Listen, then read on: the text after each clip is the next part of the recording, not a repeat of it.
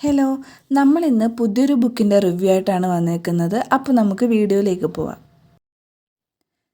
ഇന്നത്തെ നമ്മുടെ വീഡിയോ എം.ടി. വാസുദേവൻ നായരുടെ നാലുകെട്ടിനെ കുറിച്ചിട്ടാണ്. ഈ ബുക്ക് എൻ്റെ ഫ്രണ്ട് ആര്യ എനിക്ക് ഗിഫ്റ്റ് ചെയ്തതാണ് കേട്ടോ. അതുകൊണ്ടൊരു സ്പെഷ്യൽ റീഡ് കൂടിയാണ്. ബുക്കിനെ കുറിച്ചിട്ട് പറയുകയാണെങ്കിൽ നാലുകെട്ടിനെ കുറിച്ച് ഒരിക്കലെങ്കിലും കേട്ടിട്ടില്ലാത്ത മലയാളികൾ ഉണ്ടാവില്ലല്ലേ. അത്രയും പോപ്പുലർ ആയിട്ടുള്ളൊരു ബുക്കാണ്. ഈ അടുത്തിടയ്ക്ക് നമ്മളെ വിട്ടുപിരിഞ്ഞ എം.ടി. വാസുദേവൻ നായർ എന്ന ലെജൻഡിൻ്റെ എക്കാലത്തെയും മികച്ച നോവലുകളിൽ ഒന്നാണ് നാലുകെട്ട്. അതുപോലെ തന്നെ ജ്ഞാനപീഠ ജേതാവായ എം.ഡിക്ക് കേരള സാഹിത്യ അക്കാദമി അവാർഡൊക്കെ നേടിക്കൊടുത്തൊരു ബുക്ക് കൂടിയാണ് നാലുകെട്ട്. അപ്പുണ്ണിയുടെ യാത്രകളാണ് നാലുകെട്ട്.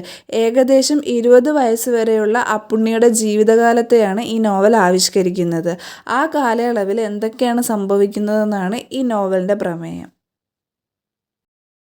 കുടുംബം, ആചാരങ്ങൾ, അതേപോലെ പണ്ട് നമ്മുടെ നാട്ടിൽ നിലനിന്നിരുന്ന മരുമക്കത്തായം, കൂട്ടുകുടുംബ വ്യവസ്ഥ, ഇതൊക്കെ ഈ നോവലിൽ ചർച്ച ചെയ്യപ്പെടുന്നുണ്ട്.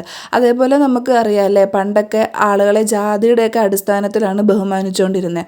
അപ്പോൾ അതിൽ നിന്നൊക്കെ മനുഷ്യൻ എന്ന നിലയിൽ സ്വതന്ത്രനായിട്ട് ഉയർന്നു വരുന്ന അപ്പുണ്ണി എന്ന കഥാപാത്രത്തെ നമുക്ക് ഈ നോവലിൽ കാണാം.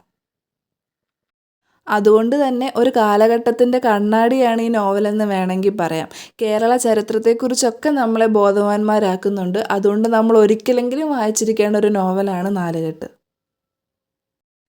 ഇപ്പോഴത്തെ ഒരു ട്രെൻഡ് അനുസരിച്ച് നമുക്ക് റാം കെയർ ഓഫ് ആനന്ദി പോലെയുള്ള സിനിമാറ്റിക് നോവൽസ് ആണല്ലേ കുറേയും കൂടെ വായിക്കാൻ ഇഷ്ടം.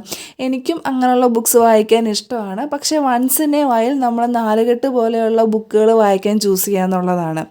നമ്മുടെ തന്നെ നാടിൻ്റെ ചരിത്രത്തെക്കുറിച്ച് അറിയാൻ ഇങ്ങനത്തുള്ള നോവൽസ് ഹെൽപ്പ് ചെയ്യും എന്നുള്ളതാണ്.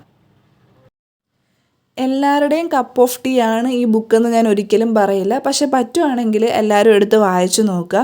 ഒരു മസ്റ്റ് റീഡ് ബുക്ക് തന്നെയാണ്. ഇഷ്ടപ്പെട്ടെങ്കിൽ അഭിപ്രായം പറയുക, ലൈക്ക് ചെയ്യുക, ഷെയർ ചെയ്യുക, സബ്സ്ക്രൈബ് ചെയ്യുക. നമുക്ക് മറ്റൊരു ദിവസം മറ്റൊരു ബുക്കിൻ്റെ റിവ്യൂ ആയിട്ട് വരാം. ബൈ. Thanks for watching.